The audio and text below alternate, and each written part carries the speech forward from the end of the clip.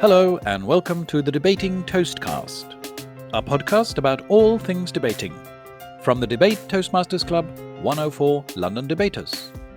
Hello, well, on this podcast, I am very happy to say I am joined by my fellow Toastmaster, debater and member of 104 London Debaters, Sarah Beckwith. Hello, Sarah.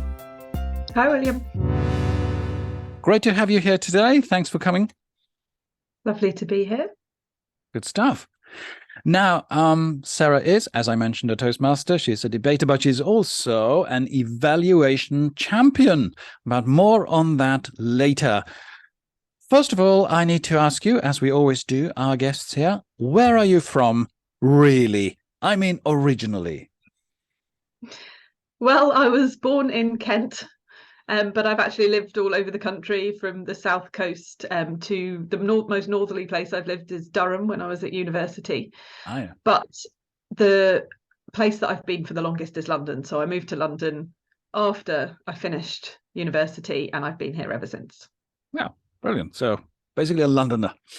Yes, I now absolutely consider myself to be a Londoner. I love this city. I love living here. Yeah, it is a great city, of course, and we all know what Oscar Wilde said, of course, if you're tired of London, you are tired of life. I mean, I've even done a Toastmasters speech about it. There you go. Yes, well, I have to admit I live in Colchester, but my excuse is that Colchester is Britain's oldest recorded town, so it was a capital even before London, so that's my excuse. It is, and it's not too far away, actually. Great stuff. So, living in London, and what are you doing then in London? What's your profession, if I may ask? So I'm a chartered surveyor, so a general practice surveyor, and I specialise in property and asset management. So looking after property portfolios, managing relationships between landlords and tenants, and trying to maximise how those estates are run. Okay. Oh, that's fantastic. Are you allowed to talk about any of the properties you've worked with throughout your career? Any well-known ones, perhaps? Most recently, I have actually been working in the Tower of London and Hampton Court Palace. Wow. In previous jobs, I've done a lot of rent reviews on retail property, so Regent Street, Bond Street, Oxford Street, those kind of places. Oh, well, that's certainly a well-known places for most people who've been to London. Yeah, fantastic. So, Toastmasters then. How did you come to hear about Toastmasters, and why did you join in the first place? I actually heard about Toastmasters through another not-for-profit voluntary membership-based organisation called Junior Chamber International. I was a member there, and our club president in JCI London organised for 2 Toastmasters to come and run some workshops for us on public speaking.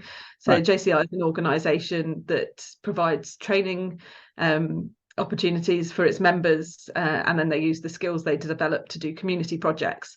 And public speaking is one of those skills that JCI develops, but it's not just a public speaking organisation. And I was pretty terrified of public speaking at the time. Right. And 2 Toastmasters came in and did 3 workshops for us. So that's how that was my first foray into any kind of public speaking, because before that I just avoided it at all costs. And how long ago was that, Sarah? That was 2007. Okay, right. So yeah. A few years. Okay. And then you you decided to join a club yourself then after that, or? Actually, I used those speaking skills in JCI. I was doing some leadership positions. I became the club president eventually of JCI London, and having been terrified of public speaking, it still terrified me. But what I found is, being a club president, you have to speak a lot. Yeah. And at the end of my year of having done all of this speaking, I wasn't speaking as much, and I suddenly found that I missed it. And so it was after that I decided to join Toastmasters and continue to improve my public speaking skills. Yeah, exactly. Because that's the key thing with Toastmasters, isn't it? That you're a member of a club where you go regularly, so you get that regular practice, which I think is so very useful because we can all learn skills, and then if we don't practice it, we can either forget them or we don't really get good at practicing them, or I mean doing them when we speak. Yes, indeed. I'm that's why I've stayed a member of Toastmasters for so long. If I didn't practice public speaking, I think my skills would lessen, certainly. Yeah, absolutely. I think that's true. And then debating then. How did you come to hear about 104 London Debaters and join that? I was a member of a Toastmasters club called St Paul Speakers with a member of Toastmasters called Chris. And Chris is a former president of 104 London Debaters. And so I'd heard about the club through Chris. I came to the club a few times when Chris was president, just as a guest. And then eventually I decided that I wanted to practice a different type of public speaking skill, and it's just a very interesting, different take on how to use public speaking skills. Well, indeed. What would you say is the key difference, if you thought about it? There's a few things. So I think there's the teamwork that's involved, and I really enjoy the fact that in 104 we work in a team, so you get to work with fellow members. And the topics are set for you. So in a general Toastmasters club, you have quite a lot of leeway depending on what project you do, but you can speak about anything generally, which is really interesting. I enjoy it because you get to hear lots of different things about different people's passions. But in debating, you have this subject, you have to research the subject, and then you have to present an argument about it. You also have to listen and respond to the other team. And I think the kind of subjects that we deal with are very relevant. They're based on what's going on in the world, and the skills that we use in debating, in presenting arguments, in listening to the other side, and then responding to the other side are skills that are really useful in, well, certainly a professional life, but all aspects of life, in terms of having to listen to other people and persuade people of your opinion and viewpoint. Yeah, exactly. I mean, it's a skill that I think today seems to be in short supply often in the public discourse, isn't it? It's like people want to shout their opinions, but they don't want to listen to the other side. Do you find it difficult when you have to be on the proposition side? Is obviously that's the side that defends a particular motion. Do you find it difficult when you have to defend something you personally disagree with? Have you done that a lot, and do you think it's difficult? I wouldn't say I've done something that I was very set against yet. The debates that I've been involved with, either I haven't had a particularly strong opinion or I haven't known that much about it. One of the first ones I did was about Napoleon, and I didn't really know anything about him at all. So I quite like the fact that I got to research a new topic, and I also think that when you're researching a debate, you have to research both sides. So the important thing is that you consider both sides of the argument. You research both sides of the argument so you understand both sides, and then you're presenting one side, but the audience gets to hear both. So exactly, it's definitely a skill to be able to present an argument that you don't necessarily agree with, but it's a good skill to have. Absolutely, yes. And I think it sort of also helps us to understand that people who have another view, who perhaps disagree with us, that they're not necessarily crazy or stupid. They just perhaps have some different values that they prioritize more, and that's another thing I think is important on a personal level, but also on a societal level, actually, that we can get on with one another because we understand that, okay, they disagree, but hey, they're still okay. Now, I mentioned earlier you are an evaluation champion, but before I ask you about that, you mentioned just now that it's valuable at work, can be valuable at work. That whole thing with negotiating and listening and making your argument. Have you found generally that Toastmasters have been beneficial for your work? Can you sort of talk a little bit about that, perhaps, or? Yeah, absolutely. I used to be a person who wouldn't even speak up in a meeting. Right. And having public speaking skills really makes a difference to that. I'm now a person who can chair a meeting, so control the meeting, to put forward my own opinions in the meeting, to encourage other people to put forward their opinions. So I think from that perspective, it's definitely very helpful. Another thing we do, of course, at Toastmasters and also at 104 London Debaters is something called table topics. So that's where someone will put to you a topic, or tell you a topic and say you need to talk about this for about 2 minutes odd, and then you have to get up without any preparation and talk about it. Is that something that you have found, interesting and helpful? Yes, absolutely. I would say, first of all, challenging. It's the aspect of Toastmasters I definitely find the most difficult, that thinking on your feet. And I used to be somebody who, if somebody asked me a question, I would just get brain freeze and not be able to answer. So actually having that practice in a safe environment like Toastmasters, where somebody asks you a question or asks you to do a mini debate, and to be able to come up with an answer off the top of your head in a short, succinct way is really important, and has been so valuable from, I think, interviews, either being interviewed yourself for jobs or being able to interview other people, but also just those moments that you have with colleagues where you're talking and they ask you a question, and just being able to answer in a succinct way is really important. Yeah, absolutely.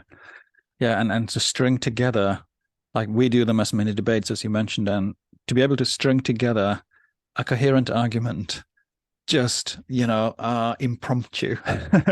Yes, it's really valuable, and a lot of people can't do it. So no. People notice when you can. Yeah, absolutely. No, I think you're right. Okay, so evaluation champion then, Sarah. We got to give a bit of background here for those who are not familiar with what Toastmasters is all about and how things are done. So in a Toastmasters meeting, a speaker will get up, present a speech, perhaps 5 to 7 minutes on just about any topic. And then that person will have been assigned an evaluator. This person will listen very carefully, make notes, and then get up afterwards and give essentially a feedback. We call it evaluation. Telling the person a little bit about what worked well and what could have been done better, etc. And this is so important for Toastmasters that they actually also put on these competitions to really hone the skills and to show what a good evaluation looks like. And Sarah very kindly represented our club, because at 104 London Debaters, we do debate evaluation, but we don't evaluate each individual speech. But Sarah very gamely decided to or agreed to represent the club within the area that we are in. So that's an area consisting of, I think, 5 or 6 clubs. And she won. So then she went on to the next level up, which is a division. So that's, I think, a few dozen clubs or something, or I don't know the exact number actually in our division, but it's quite a number of clubs. And again, Sarah came out on top and then went on to the next level up, which is district. And I do know on this one, I discovered that we have about 176 clubs in our district, 91. And there were the eight best evaluators competing about the prize to be the best evaluator. And Sarah actually got the bronze. So 3rd out of 8 on district level. So congratulations, Sarah. Well done. Thank you, William. Yeah, no, that's really impressive. So can you tell us a little bit about what happened? How does it work? How does a competition work in evaluation? What happens is that you have a test mystery speaker. So a Toastmasters member comes in and presents a 5 to 7 minutes speech. None of the evaluators know who it is or who's going to give that speech or what the speech is going to be about. And all of the evaluators in the competition listen to that speech. They then have 5 minutes to prepare their evaluation, and then they're all out of the room. And one at a time, the evaluators come in and they deliver their evaluation of that Toastmaster speech that they've just heard. So you cannot hear the people who've come before you. Right. Okay. So you don't get to hear, like, the guy before mentioned that, so I'm gonna say something else or something, anything. That's Yeah. impossible, right? So it, yeah, you just have to do your own evaluation. Okay. Wow. Well, that's really impressive, and of course that's also a very important skill, isn't it, to be able to listen closely and then give constructive feedback. I mean, Toastmasters have been doing this now for almost 100 years, quite frankly, but I believe peer review has become very much the vogue in in HR circles. So that's a place where Toastmasters blazed a trail, I think. Okay, so So for me, I think evaluation and feedback is really important. It's how we learn. hmm, It's how we get better. Anyone can stand up and give a speech, and you might get better via just doing it a lot. yeah, But the way that you really improve is to get that feedback. And that's why we do it in Toastmasters. yeah, What I like about evaluation is that you talk about the strengths of the person and as a speaker and the speech, and you talk about recommendations as to how they could improve and take the speech to the next level. And I think it's really important to know what you're good at. So yeah, for me, actually knowing what I'm good at as a speaker means that I don't have to worry about those things. I hmm, can concentrate on the things that I'm not so good at and hmm, really work on improving those. And that's where I think evaluation is really, really yeah, helpful.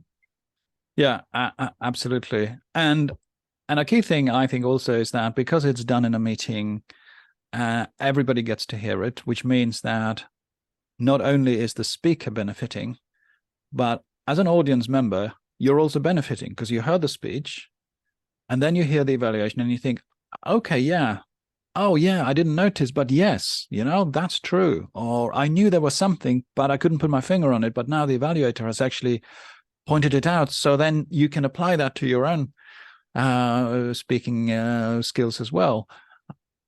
So in that sense, then, I mean, you touched on it, I guess, now, but what would you say? What makes an evaluation a particularly good one? For me, a good evaluation is one that is clear and understandable. So the speaker needs to understand what your perspective is as an evaluator, and you need to be able to implement the recommendations that you've given. I also think when you're competing in competitions at a certain level, you need to find things that aren't obvious.